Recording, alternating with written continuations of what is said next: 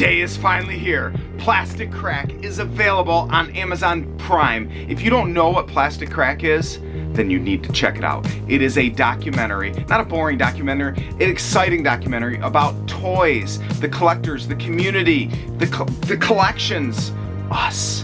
My friends are in it, people all around the world are in it. You're gonna love it. Check out Plastic Crack. There'll be a link in my description, direct link to Amazon Prime, or just type in Plastic Crack in your search menu bar thingamabobber. Love y'all. Take care. Bye. I am so happy we switched up at the last second. We're able to go to Cloud9 Studios, where we have a podcast about to take place. Professional cameraman. There hadn't been a camera in his face for very long, so we had to get something going. He is exactly right. To have a non-screen panic attack. Pete is exactly right. So we're gonna get all set up right here. We're including Pete for this time. We scripted him in. We got all sorts of fun, exciting things about to happen. We got toys. We got cameras. Unless you want to be on that side, then we'll move that chair over here. Let's do that. I was thinking for just because of the way my mic is, then it's behind me coming in instead of in front of me. So apparently he doesn't have Michelangelo either. Alright, I'll go. We're at Travis's house. We're about to film the most epic love scene you will ever see and we're including a third. How do you guys feel about this? I'm excited. You're excited? Yes. Like literally, physically excited? Yeah, that too. Okay, we brought some guests along. They're gonna film this excitement. And it's going to be epic. It's going to be fun. There's going to be magic in the air. It's going to go viral. You guys play it all?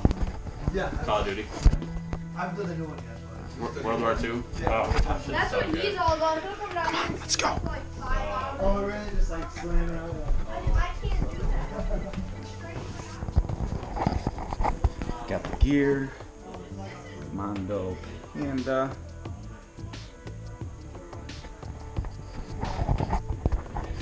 We're at Travis's house. We're looking around at his disgusting toys. How he has this in the living room is beyond me, because it's gross. Gross.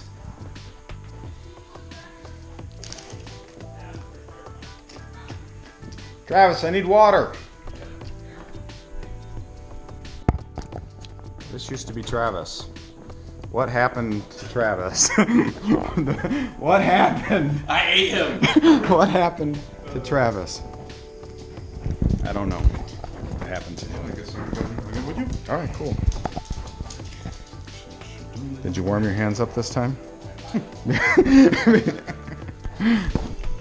Miking me up. How do you feel about this? I like this. We're doing it again. We're doing it again. This time I'm gonna pants you. No. Yeah, I'm gonna pants you. I am. Please let me. Please. Please. Pants you back. What if I want you to? Hmm? What if I want you to? He goes, ah. Have them combined again with the club version, the I think the movie version, and the vintage. Yeah. I love them. A buddy of mine made. We're about to start. How do you feel, Travis? Down the inventory of the store. How do you? I gotta go potty. How do you feel, Stephen? Queasy. How do you feel, Peter? I feel like you're gonna suck a bunch of dicks to make sure that this is only about you, and I'm not gonna be on it. He's exactly right. We are going to cut Pete right out of the final production. Especially because it says things like suck dicks.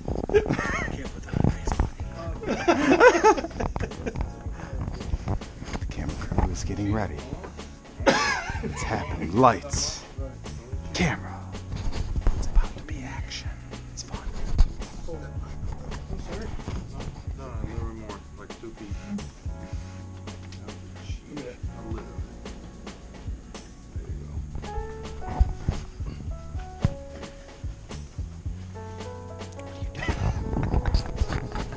I'm being weird.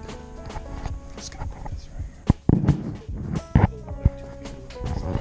He's like, well, this is 6 inches because it's what it says, so that makes 2 feet. So. Just need your work. this, okay. And it's pretty cool. He has been with us all day. Me, Travis, Justice, and now Pete. He's been filming us and about toys. I mean, the stuff we all love, and it's been really cool. And I wanted to ask him and say, hey, what are you doing? What's going on? What can you tell us about what you're up in Michigan doing? Freeze? Other than freezing your Other ass than off. freezing. Yeah, I mean, You're from Miami, correct? it's funny. Correct. Okay. I mean, we're home base in Miami, and it's just 70 degrees different now. So but I'm having a great time. I mean, there's a lovely toy community here.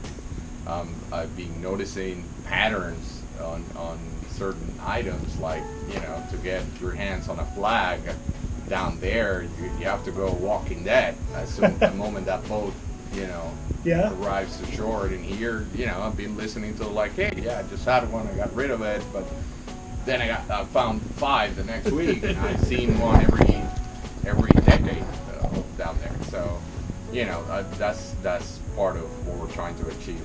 We're capturing the communities of collectors and all the details, and obviously it's not just the snow. Mm-hmm. There's a lot of things different from how you guys walk in this habit versus how everybody else is doing in the rest of the country, not just on the East Coast. Because you've been all over the country with other people, right? And Mexico. Oh, okay. Yeah. Great. Yeah. Great. So it's different as far as when you change areas.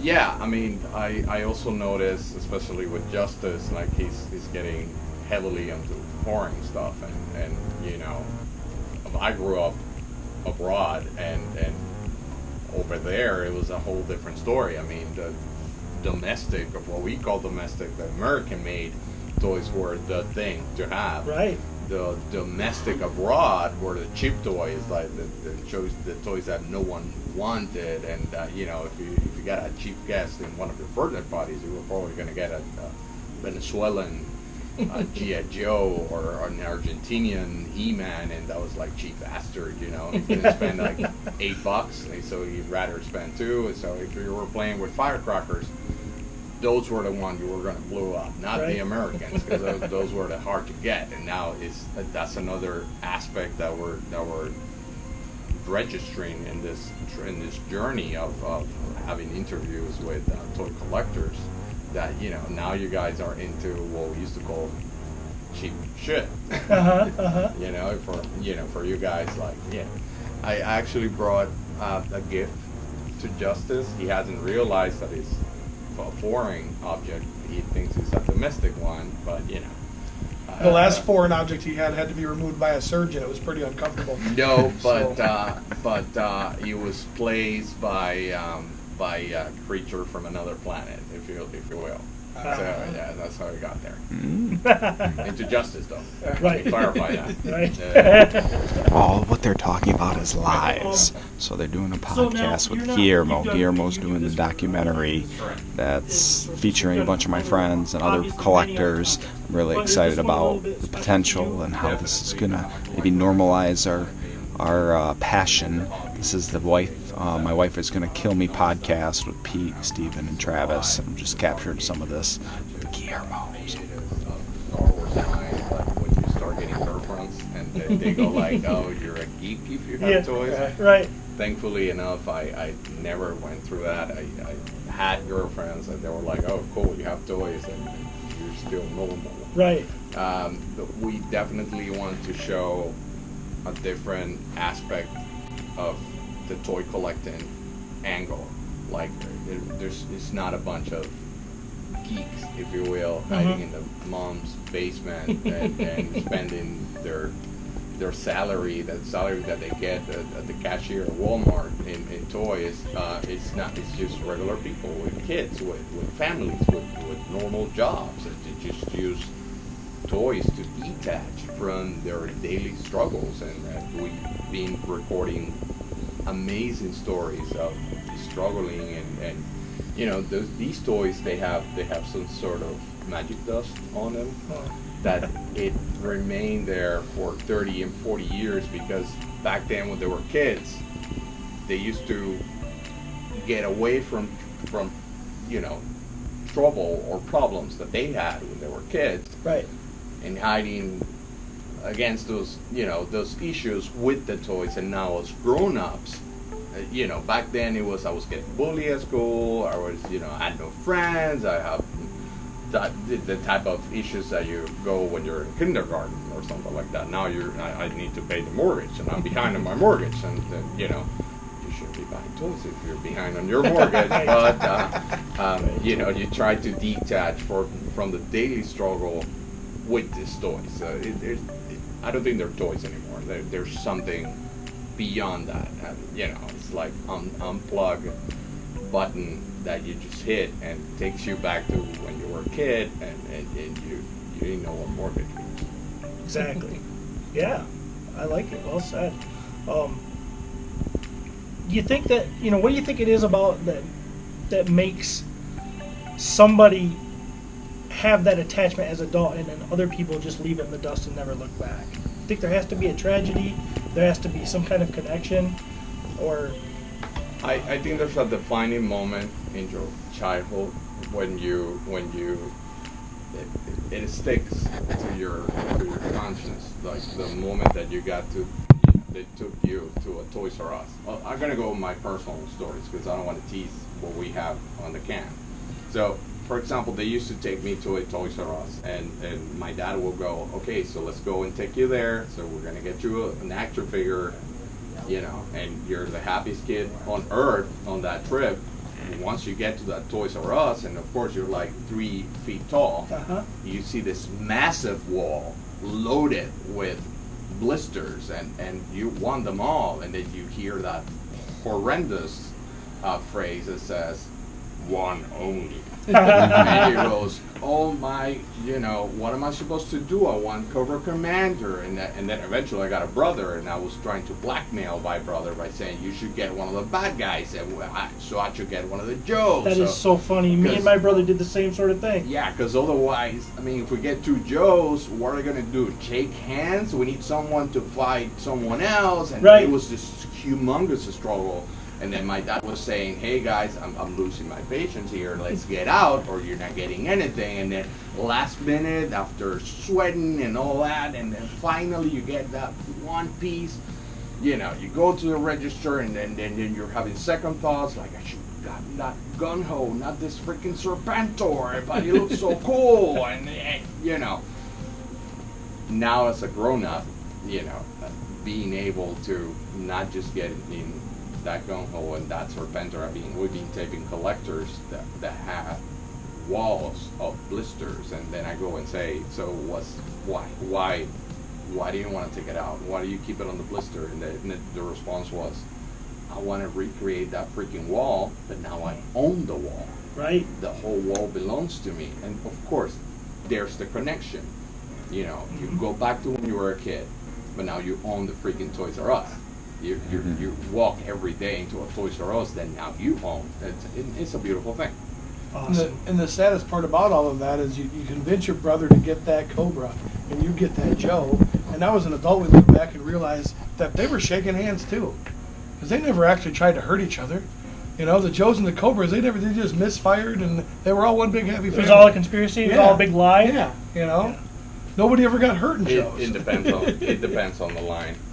I mean, Well, there was Tiger Force, yeah, for sure. You don't like Tiger. Let's talk about this Tiger Force. Oh man, you don't like Tiger Force. I'm gonna lose a lot of a big piece of the audience if I go and talk about Tiger Force. Yes, the hot sale and everything. I just find it weird in every sense. I mean, yes, I get it. They were being cheap. They were reusing the molds, and it just, you know, a little expense on the new paint and whatever, but we're talking about camo. Yeah, where the hell were you gonna hide in Tiger Force camo? Plus, you know, you're this big tough guy. You get to see Dusty, who used to be this cool character, and now Bazooka, such a cool character. Yeah. Now they're wearing animal print. There's something going on there that we're not aware of. I mean, they want to get caught, and I always, they want to get caught, and you know, and then Cobra shows up with a Python Patrol look, and then, you know, next thing you know, they're singing and dancing to YMCA. So, there's a thing we do. I have each one of them. You do? That's good to I know. have the vehicles though, because that's like crossing a line. That's where the line is for you. If you arrive to any shore That's on funny. a boat painted in animal print, you're asking for trouble. And I'm from Miami, so if you do that down there, dude, you're not gonna survive. So there's a thing we do on this show where we ask any guest, we ask them a series of questions. Not very many questions, and they're pretty easy to answer. So Okay. we think we should subject you to this too. So tell us, when you were a kid, what main lines did you collect? What were the big ones for you? Star Wars. Star Wars Star was Wars is big. my first. This is how I see it. I have 2 kids. Well, now I have like 6, but I have 2 main kids. My first one was Star Wars. Is my eldest. He's, you know, the one that made me a dad. Mhm. I'm using an analogy. Of Right, course. right. And then Joe came in right after, and then I just married a different lady, and I started having Asian kids. So I went to Gundams and Master C, and then I went, you know, abroad, big time. Cool. Now, as an adult, what's your focus for collecting? The same stuff, or is there anything new that came into the game? I went through a very long journey because I got to a point of having, if it had a Star Wars logo on it, I need to have it. And, you know, being the brand that is, That's a lot to keep up with. Yeah, and it will get you broken in like no time. Yeah. So I had mugs, jars, tie. I was going to meetings with the Darth Vader tie, and it just Star Wars tie and whatever. So there was a moment in my career that I made a Jerry Maguire move, and I just stand up and say, I'm out of here, screw you. I thought I was a big shot, and I was going to get hired next week. I didn't. So like a month later, my wife goes and says, guess what, I'm pregnant. So I had no job, no insurance, so I have to shrink down. I rely on the toys to pay the medical bills to help my kid. And I took the opportunity to curate the collection into just 4-inch. I rounded up a 4-inch because, you know, you can never get into agreement. So I still have some 12-inch here and there. They're in my office, but my 2 boardrooms are mostly 4-inch. So I think that's going to make this next question very easy. Your wife walks into the room and she says, you have to stop. You can collect one line and you can never go back and recollect the other ones, and everything else has to go. What's the line you stay with? Well, I crossed that line a long time ago. I mean, I go and buy army build. I suffer from that illness. So Yeah. I go and buy 10 Cobra soldiers, and I just put it where I have the rest of my Cobra soldiers just not gonna notice because they're like jammed into one space. So yeah, I'm not gonna have that issue. But if I, for some other reason, Right. if I have to decide, again, I use that analogy of my 2 kids. I mean, I'm not gonna be able to pick between the eldest or the youngest. You know, I gotta keep them both. I'll probably lose the Asian stuff or the Lord of the Rings stuff, or I don't know. The Lego is another big thing that I have, and I might have an issue with that, but I will see it go. Star Wars and Joe's, and And then the last question is in your professional life, or your family life, your friends, are you what we call out of the closet? In other words, does everybody know that you collect toys? Heck yeah. You don't hide it or worry about that? At all, and it's been doing wonders in my career since the age of 7, to be honest with you. Because the whole thing started, both of it, like what do I do for a living and what do I collect, with a Star Wars. I wanted to do, by the age of 7, a recreation of A New Hope in stop motion. So I set up the task of reproducing that gigantic task that I never accomplished. Right. But then I went frame by frame, and I was like, all right, this shot has, 3 X-Wings, so I need 3 of those. and that's the army building began at a very young age. But at the same time, eventually I ended up working on television and making short features and long features. I went to school to become the next George Lucas. They gave the job to the Star Trek guy, but whatever. So here's the thing. I mean, the kids my age, that they're not kids anymore, and now they're on the other side, that they're the ones approving contracts and signing the checks and all that. So it's the moment they walk into my office and they see all these toys, they go like, oh, that's so cool, I used to have that. Contract is yours. Nice. So I never had a problem with being that. I mean, every single one of my birthdays, I get toys from everybody, and I get a lot of junk. Like, we just found this cool stuff on Ross, and it's a Star Wars here, you're gonna like it. I'm like, yeah. I don't like that mug at all. It's from the Force Awakens, so gift receipt so I can trade it back. Well, I have to say thank you, and I think it's really cool that you're putting together this documentary, and I'm glad that a guy that's one of us, that's a collector like us and understands it, is at the helm of it. I feel like, the community's in safe hands with you behind it. Thank you. No, I'm actually very, very glad that you guys are letting me in, and because I've been trying to stay objective. Thankfully, there's a lot of people on my crew that are playing that role, because otherwise this would be a nod to toys in general, but it's not. I mean, I haven't asked. Well, we did your interview today. I didn't ask which is the most expensive toy that you have, or how many do you have, how much have you spent, because I'm not going for that. I'm reflecting the passion behind the collector and what's the trigger of that motivates that. And I'm also showing that you actually have a wife, and that you have a normal life, and I didn't see your mom or your basement. No. I keep her well hidden. I want to kill that 40-year-old virgin statement, because I am, as much as I love the director of that movie and every single one of his movies, that it didn't do the cult, community any justice. It didn't, yeah. So, yeah. Well, thanks for talking to us. Thank you. Thanks for coming in and hanging out with us all day and checking us out, talking to us. Thank you. I'm it was a building blast. snowman with justice anytime soon. I hope I survive. All right. All right. Cool. Well, you have a safe trip. Oh my god, I am exhausted. I had a wonderful day of shooting with Guillermo and his team, his wonderful team. It's really late in the morning and I have to get up super early, but it's all worth it. This crazy collecting hobby has brought me so many joyous moments with the friends that I've met and the experiences that I've had, and got to learn all about them, and interactions and being on film and kind of exploring everything there is, the toys that make the friendships. That's what this should be called. All right, talk to everybody.